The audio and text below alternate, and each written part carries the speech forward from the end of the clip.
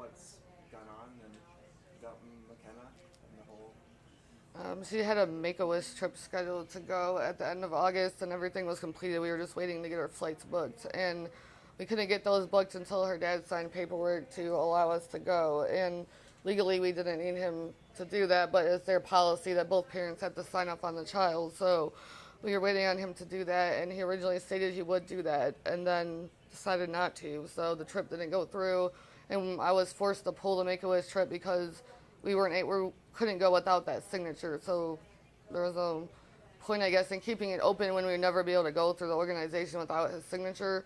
So I was forced to pull it and then have us raise the money to try to get her there. So that's what you want for your daughter? What do you want for your daughter? For my daughter, well, it's her wish, and she wants to go to Disney, and I'm just trying to get her there and do everything I can to make sure it happens. So. And you now have donation jars around town? Yes, we do. We've had to pull a few because we taxed out the resources in the area. There's people that donated, and being that it's a smaller community, we had to pull them. So, but there is still 3 around the local area. There's two in East Toledo and 1 in Grand Rapids. So.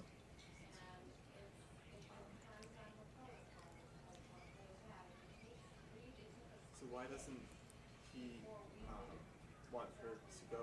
Like, why is he hesitant in signing? His original reason was he wanted his wife and his other 4 children to come along with the wish too, and I explained to him that Make-A-Wish only pays for the household that she lives in, and that they would pay for him possibly, but not his other kids and his wife. And I talked to Make-A-Wish, and we had arranged for him to come the last 2 days of the trip so he could partake in her wish. But he got angry because he wanted to go the whole 7 days and that his family couldn't come with us. And essentially said that he wasn't going to sign the paperwork because he was angry at myself and my mother.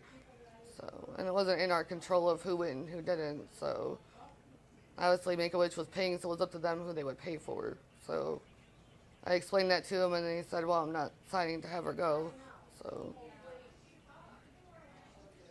What has McKenna gone through in the last 2 years? No more than I could even explain, but she's had multiple spinal taps. She was in ICU, like critically ill from tonsillitis. She there was a crash cart nearby that her heart nearly gave out. She was on high dose heart meds.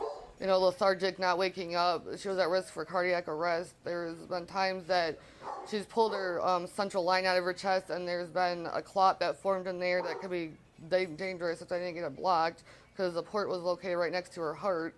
And she's had infections in her lines. She's had numerous viral infections, sporadic fevers. She lost the ability to walk and talk and had to be retaught. So there's been numerous things. And then the side effects from the chemo, her hair falling out,